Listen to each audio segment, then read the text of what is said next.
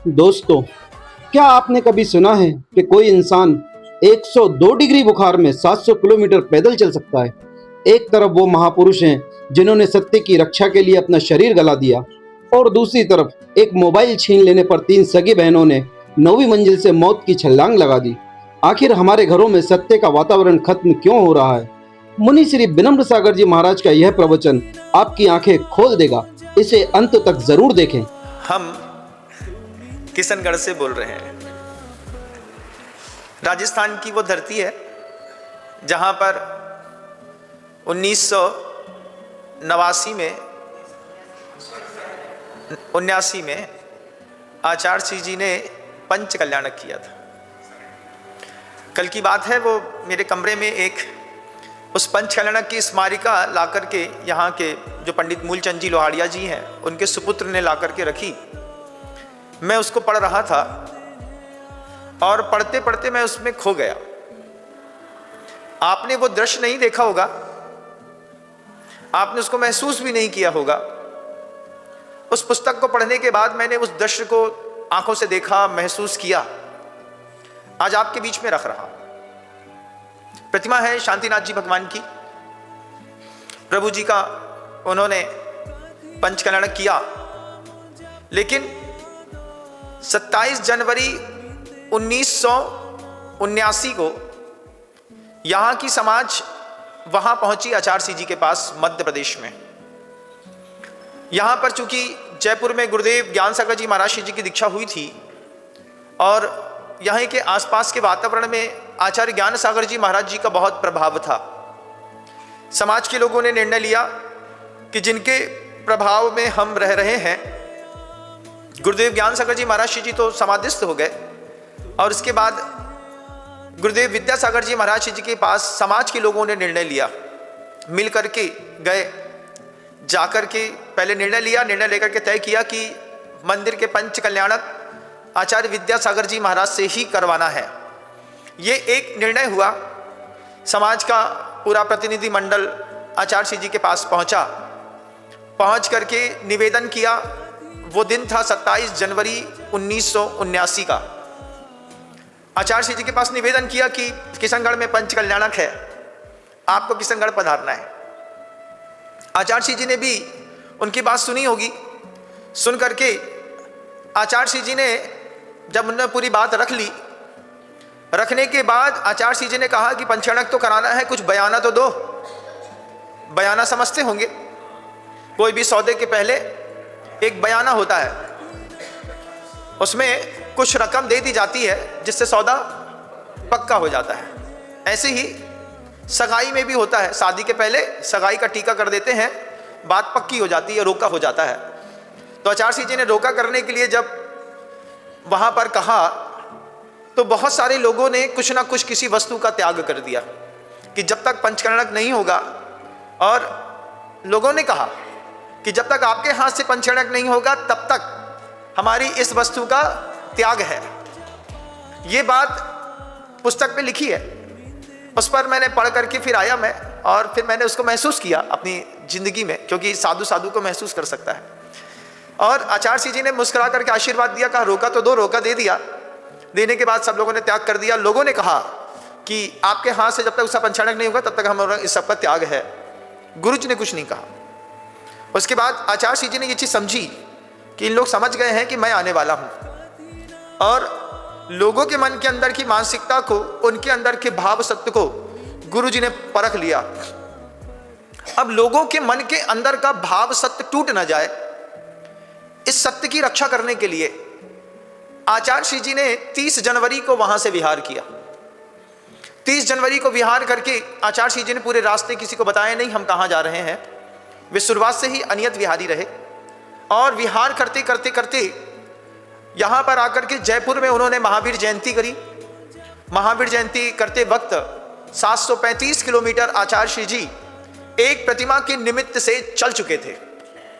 जब कभी भी आप उस प्रतिमा के दर्शन करो तो प्रतिमा के दर्शन करने पर उस साधु की साधना भी देखना कि इस प्रतिमा के दर्शन करने, इस प्रतिमा को प्रतिष्ठित करने के लिए उस युग में एक महान आचार्य परमेष्ठी ने कितना विहार किया।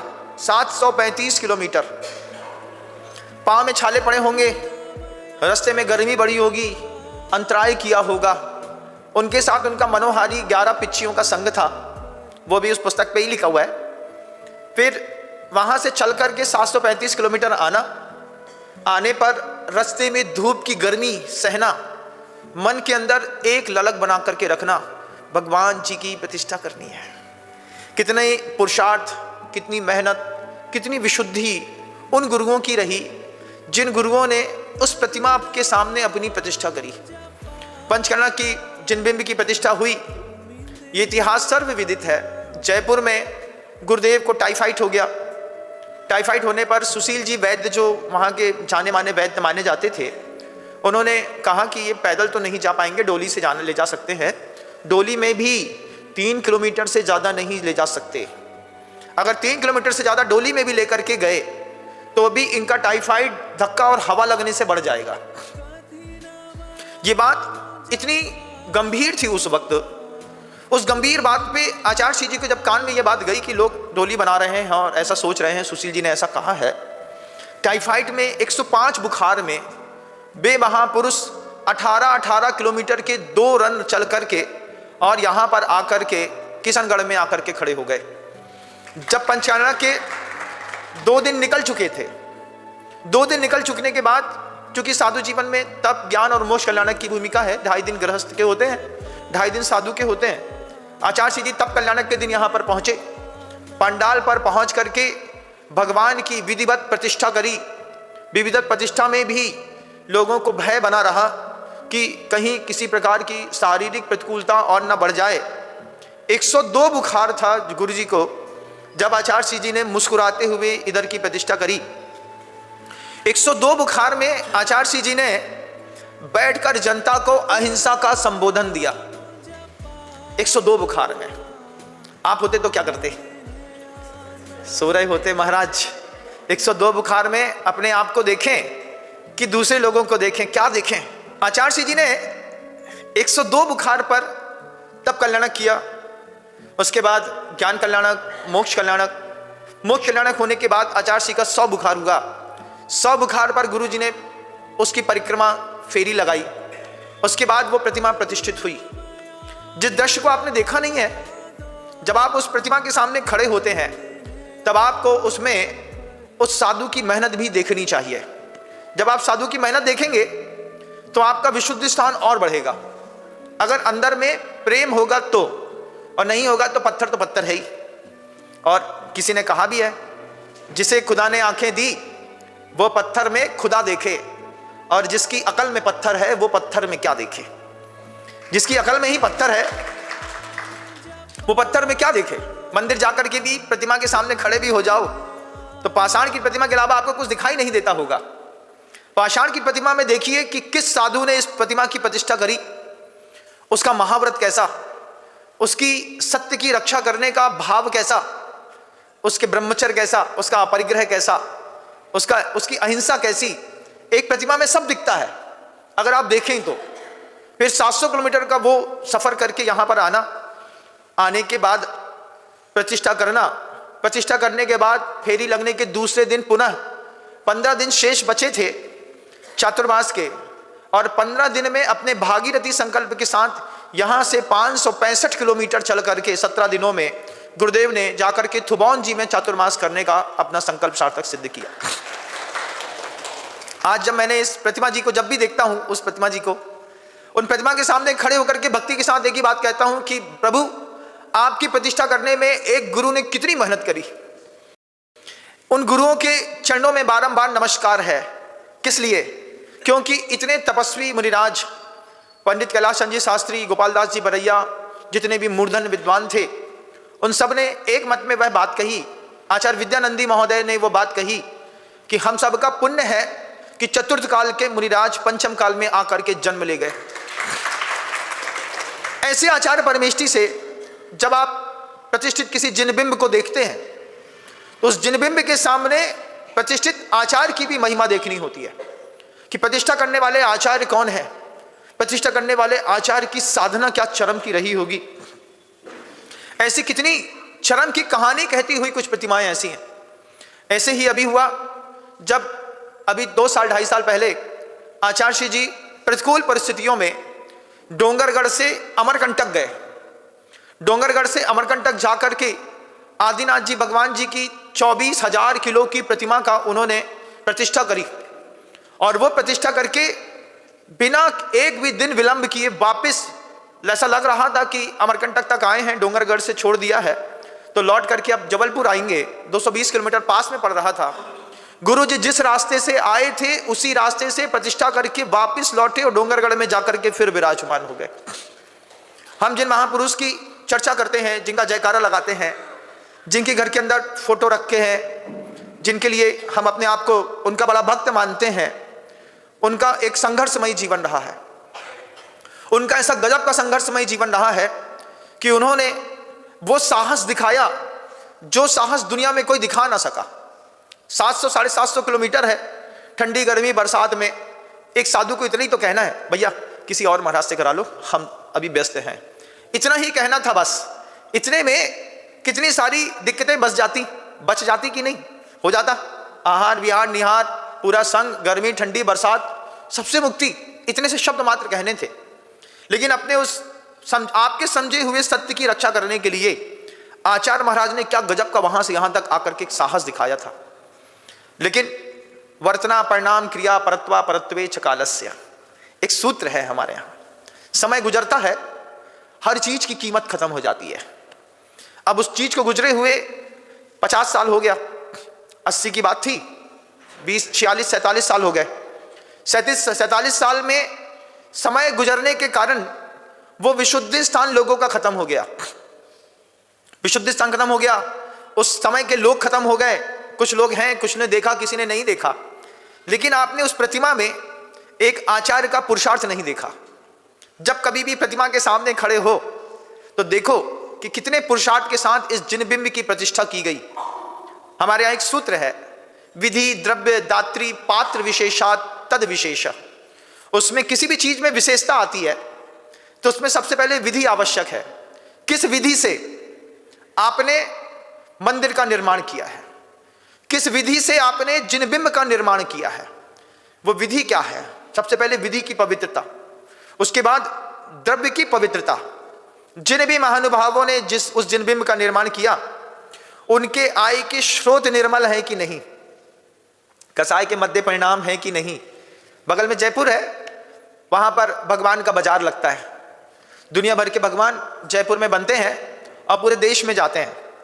वहां के कारीगर से पूछा, हमने कहा कुछ प्रतिमाएं सही बनाते हैं, कुछ गलत। बोले महाराज प्रतिमा तो प्रतिमा होती है, एक बार बना दिया तो दुनिया के किसी ना किसी मंदिर में जरूर प्रतिष्ठित होगी, ये बात अकाट्य सत्य है।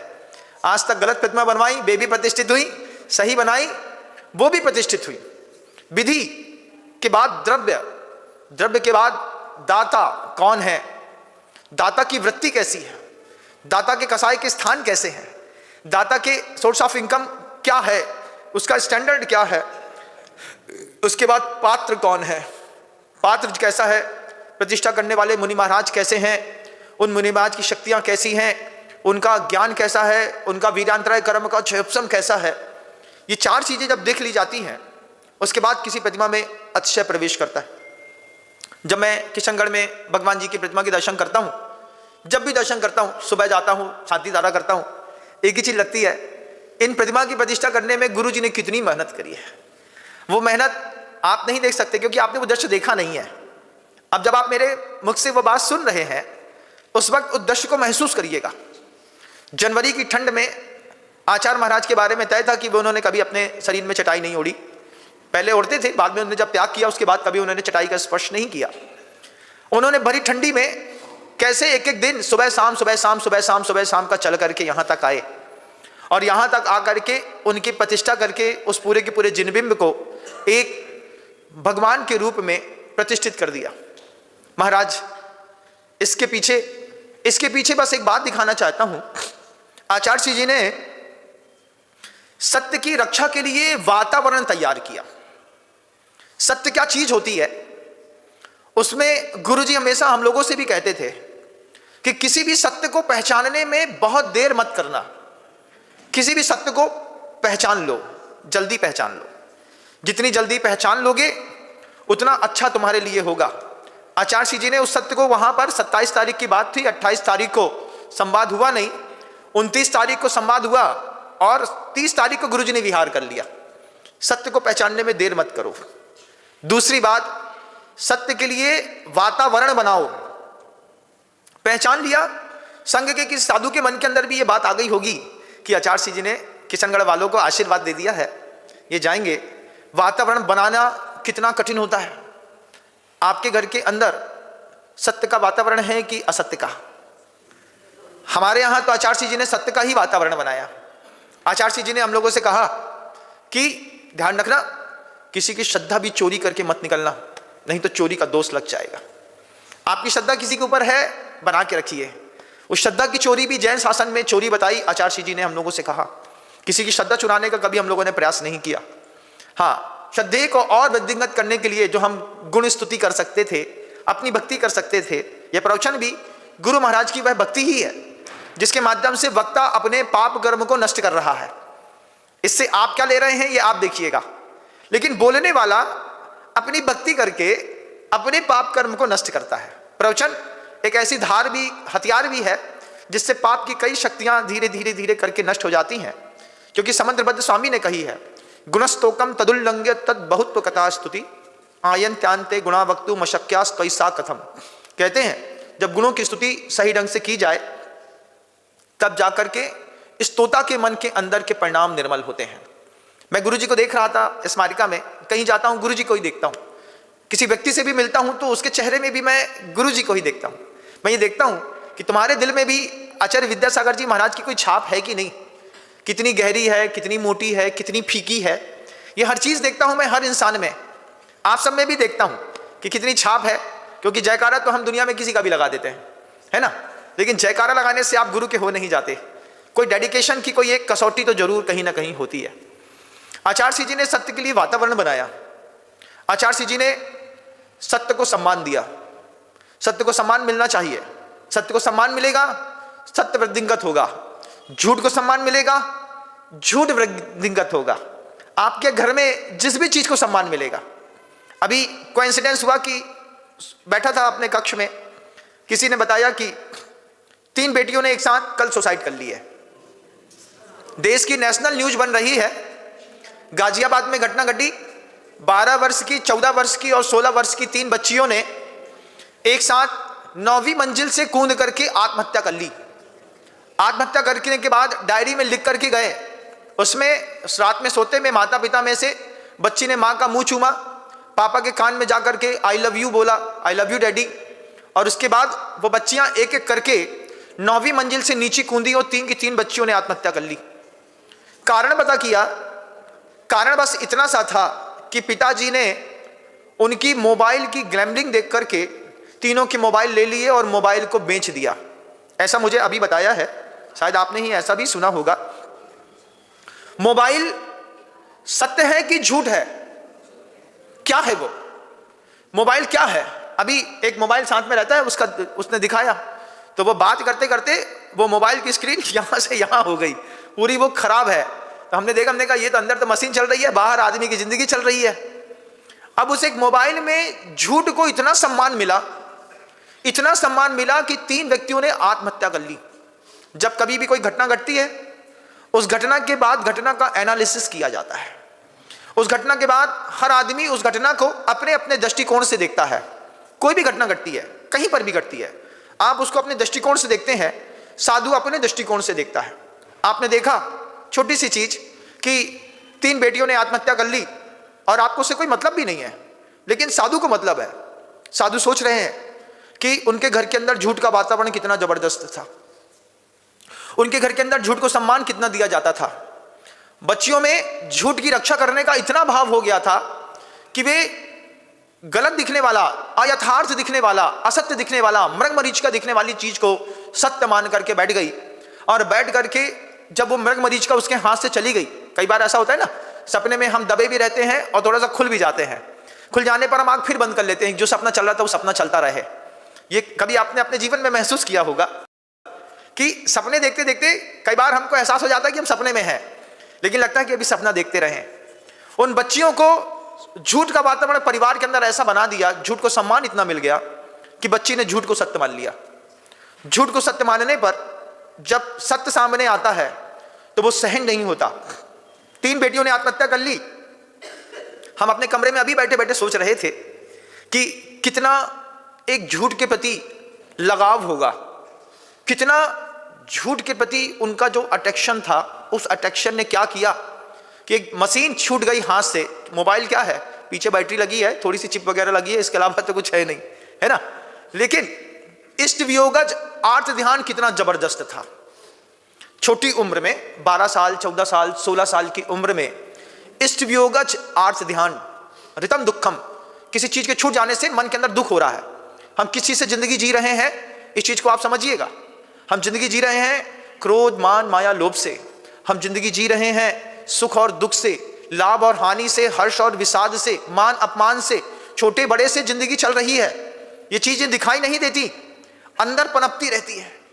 अब उस बच्चियों के दिमाग में, दिल में उस छोटी सी मोबाइल को लेकर के जो इष्ट वियोगज आर्त ध्यान हुआ, मेरा मोबाइल ले लिया, मैं नहीं रह सकती उसके बिना। आप महसूस करते हैं आपका बच्चा घर में कौन से चीज को लेकर के बहुत ज्यादा कॉन्शियसनेस को लेकर के चल रहा है। Mobile to be must compulsory, है ना। आज आप किसी चीज से मोबाइल छीन नहीं सकते, किसी के हाथ से मोबाइल नहीं छीन सकते। आप उसको भोगने की कला सिखा सकते हैं, छीनो मत। अब जो चीज बन गई है दुनिया में, उसको भोगने की कला सिखाओ।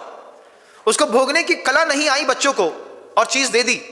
चीज देने के बाद उन बच्चों ने इष्ट वियोगज आर्त ध्यान सबसे ज्यादा किया। उसके बाद खुद को लेकर के हिंसानंदी रौद्र ध्यान किया। अब उनको हिंसा ही दिख रही है। तीनों बच्चों की एक जैसी मानसिकता है। तीनों बच्ची आपस में डिस्कस की होंगी, बैठी होंगी, पापा ने मोबाइल लिया, हमको नहीं रहना जिंदा, हमको नहीं रहना जिंदा। दूसरे ने कहा हमको भी जिंदा नहीं रहना, हमको भी जिंदा नहीं रहना, तो हम यहीं किसी खिड़की से कूदेंगे। तीनों ने बैठ करके संयोजना बनाई होगी, हिंसानंदी रौद्र ध्यान, फिर परिग्रहनंदी रौद्र ध्यान भी। मेरा चीज थी, तुमने छुड़ा ली। इन चीजों से आज 3 बच्चियां मृत्यु की मुंह में चली गईं। लेकिन ऐसी और भी कितनी बच्चियां हैं जिन बच्चियों में इसी तरीके का अट्रैक्शन बढ़ा हुआ है। आज आप सुबह से लेकर शाम तक बोलते हैं महाराज जी दिन भर मोबाइल में घुसी रहती है। आपको उसके लिए भी समय देना है। सत्य के लिए घर के अंदर वातावरण बनाइए। आचार्य जी हम लोगों को सत्य के लिए वातावरण बनाने के लिए कहते थे, सत्य को सम्मान देने के लिए कहते थे, सत्य की रक्षा करने के लिए कहते थे। गुरुजन खुद करके दिखाई सत्य की रक्षा। आप अपने घर के अंदर जो झूठ का वातावरण बना रहे हैं ना, इसमें वो घटना आज गाजियाबाद में घटी है, कल आपके घर के अंदर भी घट सकती है। और उसका इतना बड़ा रूप मान लो ना भी आए तो छोटा रूप तो उदय में आ ही सकता है। महाराज छोटा रूप क्या है, अभी तो उसने अपने आप की आत्महत्या कर ली, शरीर को नष्ट कर लिया, संबंध नष्ट हो जाते हैं। अपने काम से काम रखा करो, हमारे कमरे में आने की जरूरत नहीं है। ये एक छोटा रूप है, और उससे भी छोटा रूप हो सकता है, कुछ मिडिल रूप भी हो सकता है। आपने अपने बच्चे के सत्य से भागने की कोशिश करी, बच्चा समझ लिया, बच्चा शराब पी करके आया होगा घर के अंदर, घुसते साथ ही पिता ने महक से, कपड़ों की महक से महसूस कर लिया इसको खाने पीने की आदत लग गई है। आपने महसूस किया कि नहीं किया? किया कि कर लिया होगा। करने के बाद आपने क्या किया है? छोड़ दिया है उसको। एक आध दिन बोला होगा, जिस दिन बोला 2 बार टोका होगा आपने, ज्यादा सुनो ये सब आदतें सुधारो अपनी, ये लक्षण अच्छे नहीं है। उसी दिन बच्चे ने कह दिया तुम्हारे भी लक्षण अच्छे नहीं है, अब हम दूसरे शहर में रहेंगे। संपन्न लोग परिवार छोड़ सकते हैं, शहर छोड़ सकते हैं, व्यसन नहीं छोड़ सकते। क्रोध लोभ भीरुत्व हास्य प्रत्याख्यान नन्वीच भाषणम चपंच, हमारे यहाँ एक सूत्र है बंधुओं कि जब कभी भी सत्य की रक्षा करनी हो तय करो क्रोध नहीं करेंगे। क्योंकि जब आपको अपने घर के अंदर के सत्य को समझना, दृष्टिकोण, अपना भविष्य देखो मति ज्ञान से, श्रुत ज्ञान से और दृष्टिकोण से, दूरदृष्टि से देखो कि तुम्हारे बच्चे का मति ज्ञान चल रहा है कि कुमति ज्ञान चल रहा है। आपका बच्चा मति ज्ञानधारी है कि कुमति ज्ञान, कु है कि सु। एक साधु तुम्हारे लिए क्या ना कर देता। अभी कमरे में बैठ करके मैंने कहा वह बात, क्या कहा? मैंने कहा कि इमरजेंसी कॉन्टैक्ट नंबर आपके जीवन का कौन सा है? आपके मोबाइल में 5000, 4000, 2000 फोन कॉल्स नंबर्स होंगे। आपसे पूछा जाए कि आप बताइए कि अगर मान लीजिए अभी आपके घर के अंदर आग लग जाए, आपका एक्सीडेंट हो जाए रास्ते में, आपकी पत्नी, आपके बच्चे इंजूरीड हो जाए और आपका भी हाथ पैर टूट जाए, पैरालिसिस हो जाए, तो आप 5000 नंबरों में से सबसे पहले किसको फोन लगाएंगे? किसको? आप अपने दिमाग में तय करिएगा। नंबर तो बहुत रखे हैं, एक बार ऐसा स्क्रॉल करके देखिए, इसमें से कौन सा ऐसा व्यक्ति है जो मेरी विपत्ति पर सबसे पहले आकर के खड़ा रहेगा, जिसको कहते हैं सोलमेट। क्या कहते हैं? रूममेट नहीं, सोलमेट। रूममेट तो कोई भी हो जाता है, सोलमेट कौन है आपकी लाइफ का? एक ऐसा संत, कोई कुछ तो बताओ। महाराज अभी किसी ने कहा योगेश है, किसी ने कहा सनी है, किसी ने कहा मोंटी है, किसी ने कहा कुछ और है। हमने फिर पूछा, मैंने कहा तुम पहले ये तय करो कि तुम्हारी विपत्ति पे सबसे पहले कौन काम आएगा तुम्हारे दिमाग में, फिर उससे पूछो कितनी देर काम आएगा। मान लो 2 करोड़ का लॉस हो गया, सामने वाले से बोलो भैया हमारे 2 करोड़ का लॉस हो। अरे हाँ मैंने, तू चिंता क्यों कर रहा है? ठीक है, बहुत अच्छी बात है, तो एक काम कर, अब ये 15 लाख पकड़, 15 लाख गर्मा गर्म में दे दिया। अब 15 लाख गर्मा गर्म में देने के बाद कब तक वो तुमसे मांगेगा नहीं? कब तक? 1 महीने बाद बोलेगा क्यों भाई अब तो थोड़ा काम सेट हो गया होगा। अब मुझे बताओ आप 1 महीने में कितना काम सेट हो जाता है? क्या हो जाता है? अरे जब 9 महीने से पहले बच्चा नहीं बनता तो 1 महीने में क्या खाक काम सेट हो जाएगा? नहीं हो पाएगा। 1 महीने बाद वही आदमी क्या बोलेगा कि भाई अगर हो गया हो तो कुछ नहीं, 1-1.5 लाख रुपए वापस कर दे, बाकी बाद में दे देना। प्यार से बोल रहा है, उससे नहीं बोल रहा है। लेकिन जैसे ही वो पहली बार बोलता है तो मन के दिमाग में कीड़ा और काटता है, 2 करोड़ उसका भी देना है, उसी में से 15 लाख इसको भी देना है, पहले इसी को दे दो यार। क्यों? क्योंकि व्यवहार खराब होता है, तो पहले उसको चुकाना भी शुरू कर दिया। कोई ऐसा एक शख्स बताना 5000 मोबाइल नंबरों में जो तुमको दान देने के बाद ये बोले लौटाने की जरूरत नहीं है, अपनी जिंदगी आराम से जियो, हमारे घर में बहुत पड़ा हुआ है। ऐसा कोई एक आदमी है? ना मिलेगा रे बाबा, ना मिलेगा। कोई एक आदमी हो जो देने के बाद ये कहे हम मांगेंगे नहीं, तुम्हारे पास जब हो तब दे देना। अगर एक भी ऐसा सोलमेट मिला तो समझिएगा कि आपने जिंदगी में कुछ कमा लिया है। लेकिन एक साधु को अपने जीवन में इस तरीके का सोलमेट बनाइए कि महाराज विपत्ति होगी, सबसे पहले क्या करना है? महाराज को खबर भेजनी है। महाराज को खबर भेजने पर क्या होगा? महाराज की दुनिया में कांटेक्ट है, वो वहीं के वहीं बोलेंगे। अभी हुआ मेरे साथ, जयपुर में मीरा रोड पे कहीं पर एक एक्सीडेंट हो गया, कोई पहचानता नहीं था, वो आसाम के आसामी थे, वहां से आ रहे थे दर्शन के लिए। उन्होंने हमारे पास खबर भेजी, महाराज कोई हो तो भेजिए। हमने कहा हम प्रयास करते हैं। जयपुर में जो लोग जुड़े हुए हैं उनको फोन किया। जहां एक्सीडेंट हुआ उससे 50 कदम की दूरी पर उसकी फैक्ट्री थी।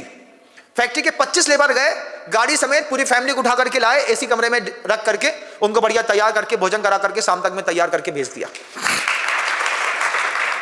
किसी को कोई एहसानदारी नहीं चाहिए, लेकिन आप जिसको अपनी लाइफ का सबसे बेस्ट पर्सन मानते हैं वो कितनी देर तक आपकी मदद करेगा और धर्म आपकी कहां तक मदद करेगा, एक बार विचार करिएगा। मैं आप सबको चिंतन का मौका दूंगा कि आपने अपने मोहिनी कर्म के कारण अपने बच्चे को जितना चाहा है, चाटा है, जितना दिया है, बस एक बार बताओ कि तुम्हारे बच्चे ने रिफंड में तुमको क्या दिया? क्या दिया बताओ। संतुष्टि होकर के कुछ बताना कि हाँ महाराज मैं अपने बच्चे से संतुष्ट हूं। एक आदमी हाथ खड़ा करके बोल दे बस कि मेरे बच्चे ने मुझको सब कुछ दिया है। इज्जत मिली तुमको तुम्हारे बच्चे के कारण। तुम्हारा बच्चा ही पकड़ा गया था ना शराब पीते हुए, तुम्हारी बच्चा पकड़ा गया था जुआ खेलते हुए, तुम्हारी बच्चे ने दूसरी जात की लड़की से ला करके शादी कर ली, तुम्हारी लड़का जो है वो MCX में पैसा हार गया, तुम्हारी लड़का जो है वो तुम्हारे साथ घर में नहीं रहता, तुम्हारे लड़के ने एक बहू तक तो अच्छी दे नहीं पाए। क्यों? अभी भी खाना खुद बना के खाते हैं महाराज। कहानी घर घर की, कहानी घर घर की। हमने सोचा था अच्छा संपन्न परिवार होगा, अच्छे से रहेगा, सब कुछ अच्छा होगा, अच्छे से संभालेंगे, लेकिन 75 साल की उम्र में भी अगर खुद के हाथ रोटी बना करके खाना पड़े, बस इतना बताओ कि तुम्हारे पुत्र ने तुमको क्या दिया। फिर मैं बताता हूं कि मां श्रीमंती के पुत्र ने पूरी दुनिया को क्या दिया। वृद्धाश्रम खोले, नेमावर का एक सुंदर सा आश्रम खोला। जब नेमावर की रचना हो रही थी तब आचार्य भगवंत का वो निर्मल भाव था, ये आश्रम सभी लोगों को सुख प्रदान करेगा। वहां पर समय समय पर ब्रह्मचारी बदलते रहे। लास्ट में आचार्य महाराज को संतुष्टि मिली हमारे बैच में रहने वाले मुकेश जी सेठी से। हाट पिपलिया गांव के रहने वाले हैं, उनके हाथ में करीब 20 सालों से वो आश्रम चल रहा है। आचार्य जी ने संकेत दिया सबकी वैयावृत्ति अच्छी होनी चाहिए। आज आपका पुत्र आपका साथ नहीं दे रहा होगा, मैं दुनिया भर के लोगों से कहूंगा, 2 बातें जरूर कहूंगा जो मेरे मन में हमेशा रहती है। आपके पास भी कुछ ऐसा दिखे तो आप भी सहयोग करिएगा कि दुनिया में कोई भी साधु कहीं पर भी आपको असहाय अवस्था में मिले, 80 साल के वृद्ध मुनिराज हैं, कोई निर्वाह करने वाला नहीं है, समाज चौका नहीं लगा रही, कुछ नहीं कर रही, आप उन साधु से कहिए महाराज नेमावर चलिए, नेमावर में अच्छा संत निवास है, वहीं पर आराम से रहिएगा, वहीं पर एक समय की आपकी आहारचर्या होगी, वहीं पर स्वाध्याय, वहीं पर प्रतिक्रमण, वहीं पर प्रत्याख्यान, वहीं पर संलेखना होकर के वहां के लोग आपको बहुत अच्छे से निर्वाह करेंगे। ये बात दूर दूर तक मेरी आप पहुंचाएं तो बहुत बड़ी कृपा होगी। मां श्रीमती के पुत्र ने पूरी दुनिया में जिनको वो जानते थे और जिनको वो नहीं जानते थे, उन दोनों के लिए व्यवस्था करी है कि अगर आप किसी असहाय मुनि महाराज को देखें, सम्मेद शिखर जी में भी देखते होंगे ना, सम्मेद शिखर जी में भी बहुत सारे ऐसे साधु मिलेंगे जो दिगंबर मुनि रूप धारण करके खुद सब्जी खरीदने जाते हैं, पैसा मांगते हैं, चिट्ठी करना पड़ती है, रसीद काट करके देते हैं। उनसे भी कहता हूं कि वे भी वहां से बिहार करके पधारे। किसी भी स्थिति में अपने जीवन के अंतिम समय को सही आकार देना हो तो दुनिया के हर दिगंबर साधु जो असहाय स्थिति में है, एकल विहार कर रहे हैं, किसी संभालने वाले नहीं है, गुरु ने बिल्कुल छोड़ दिया है, गुरु भी नहीं संभाल सकते, वो अपने आप को धर्म दान करना चाहता है, वे हर दिगंबर मुनि महाराज को, साधु को, साध्वी को नेमावर के आश्रम का मैं न्योता दे रहा हूं, आप पधारें, आपका स्वागत है। जिसके माध्यम से आपकी वहां पर स्वाध्याय संबंधी व्यवस्था, आहार संबंधी व्यवस्था, आपके रहवास संबंधी व्यवस्था निर्दोष रूप से होगी। आप मुनि पदे का आनंद ले पाएंगे। आनंद लेने के साथ वहां पे हमारे मुकेश जी सेठी ब्रह्मचारी सैलू भैया जी हैं, उनके साथ और भी ब्रह्मचारी हैं, वे आपको निरंतर शुद्ध भोजन, कुएं के पानी का छना मिलेगा, वहीं पर मंदिर सामने है, आप धर्म ध्यान करिए और अंतिम समय में निर्दोष पूर्ण से संलेखना करके भवांतर में जाकर के नंदीश्वर दीप जनाले की वंदना का सौभाग्य प्राप्त करिए। मैं इस बात को कहूंगा कि पूरी दुनिया के लोग कहीं पर भी कोई भी एकल विहारी मुनि महाराज वृद्धावस्था में मिले, कोई कहे कि गिरनार जा रहे हैं, कोई कहे कि सम्मेद शिखर जी जा रहे हैं, उनसे कहिए गिरनार सम्मेद शिखर जी का मोह छोड़ करके नेमावर पधारे, वहीं पर रह करके अपना धर्म लाभ लें तो अपने जीवन की इति पूर्ति आप कर सकते हैं। मां श्रीमती के पुत्र का कमाल है, दुनिया को दे रहा है। मां श्रीमती का पुत्र सिर्फ उनको नहीं, आप लोगों को भी दे रहा है। वे महिलाएं जो विधवा हो गई, विडो हो गई, जिनके घर के अंदर भी ऐसा अपमान जनित जीवन जीने के लिए मजबूर हो गई, उनके लिए आचार्य श्री जी ने आश्रम की व्यवस्था करी। 7 प्रतिमा के व्रत लीजिए, सफेद साड़ी पहनिए, शुद्ध भोजन करिए, सुबह शाम का प्रतिक्रमण करिए, समाहिक करिए, वृद्धों के समूह में रहिए, समूह में रह करके धर्म ध्यान करते हुए संलेखना को प्राप्त होइए। कितनी अच्छी सुविधा है कि नहीं है महाराज। लेकिन मोह नहीं छूटता महाराज। मोह न छिज्जति अप्पा दारुण कम्मम करेदि बहुबारम नहु पावति भवतीरम किम बहु दुखम बहेदि मूढ़मति। आचार्य कह रहे हैं इस बात को कि मोह नहीं छोड़ता, बाकी दुनिया में हर चीज छूट जाती है। आपने अपने बच्चे को सबसे अच्छी चीज दी है, लेकिन अपने बच्चे का मति ज्ञान देख लीजिए, अपने बच्चे का शुद्ध ज्ञान देख लीजिए और एक दूरदृष्टि से देख तो लीजिए कि आपके जाने के बाद आपके बच्चे आपकी संपत्ति का क्या करेंगे। एक बार विचार कर लीजिए बस, फिर विचार करिए कि आप अगर सम्यक दृष्टि हैं तो फिर आप अपनी संपत्ति का क्या उपयोग कर सकते हैं। संपत्ति सिर्फ धन से नहीं है, ज्ञान संपत्ति भी संपत्ति कहलाती है, बल संपत्ति भी संपत्ति कहलाती है, संबंध शक्ति भी संपत्ति कहलाती है। ये सब संपत्तियां हैं जिसका आप सदुपयोग कर सकते हैं। उसका आपने अपने बच्चे को बहुत दिया, आपके बच्चे ने आपको क्या दिया? कुछ मिला हो तो बताइएगा। अभी तक तो खाली हाथ वाले लोगों की जिंदगी में देख रहा हूं, आप भी, लेकिन मोहनी कर्म है। आप लगे रहेंगे उसी के पीछे जिससे जिंदगी में कोई रस निकलने वाला नहीं है। और ध्यान रखिएगा, ये एक पर्याय का परिणाम है। अभी ये पर्याय छूट जाएगी, छूटने के बाद अगली पर्याय फिर मिलेगी, फिर तुम किसी के बच्चे बनोगे, फिर कोई तुम्हारा बच्चा बनेगा। यही उपक्रम मनुष्य की पर्याय में कर लिया, यही उपक्रम हम आगे चल के गाय की पर्याय में कर लेंगे, यही उपक्रम हम हिरणी की पर्याय में कर लेंगे, फिर कुत्ता की, फिर कुतिया की, फिर सुअर की। जिस पर्याय में हमारा गमन होगा उस पर्याय में हम यही काम करते रहेंगे। आचार्य कहते हैं, आंख खोलो, अपने परिवार में सत्य के लिए वातावरण बनाओ, अपने परिवार में सत्य को सम्मान दो, अपने परिवार में सत्य की रक्षा करो। और कैसे? क्रोध से, लोभ से, क्रोध, लोभ, भीरुत्व, हास्य, प्रत्याख्याना, निर्वीच, भाषणम, चपंच, इन 5-4 चीजों से सत्य को रक्षा करना पड़ता है। किसी ने सच बोला, हम गुस्सा हो गए, हमको डर लगने लगा, हमने उसमें लोभ कर लिया। इन सब कारणों से आप क्या कर रहे हैं? सत्य छोड़ देते हैं। अपने बच्चे का सत्य देखिएगा, आपको अपने बच्चे का सत्य देखना होगा, क्योंकि आप मेहनत कर रहे हैं, आपके पास विशाल धन संपत्ति है, ये उन्हीं के हाथ में जाएगी। वो उसकी दृष्टि कैसी है, उसका आचरण कैसा है, उसकी सोच कैसी है, उसका शुद्ध ज्ञान कैसा है, इसको देखे बिना आप अपना जीवन तो बहुत अच्छा कर सकते हैं। जैसे 3 बच्चियों ने आज आत्महत्या कर ली है, ऐसा ही आपका जो पुत्र है वो आगे चल करके आपके धन की हत्या करेगा, आपकी प्रतिष्ठा की हत्या हो ही रही है, सामने सामने हो रही कि नहीं हो रही? हो रही महाराज। अभी पकड़ा गया, वो वहां से छुड़ा करके लाए हैं, क्या क्या दुष्कर्म है हम ही जानते हैं। लेकिन अपने बच्चे का एक भी दुष्कर्म माता पिता मुंह से नहीं बोलते। बोलते हैं क्या? अपना बेटा है, खून से सींचा है उसको, इसका कोई भी पाप बोलो मत, छिपा के रखो। उसका पाप छिपा करके रखते हैं, पड़ोसी के बच्चे का उठा करके रखते हैं। ये संसार है कि नहीं है? हमारे लड़के ने जुआ खेला, बोलो मत, गलती है, हो जाती है।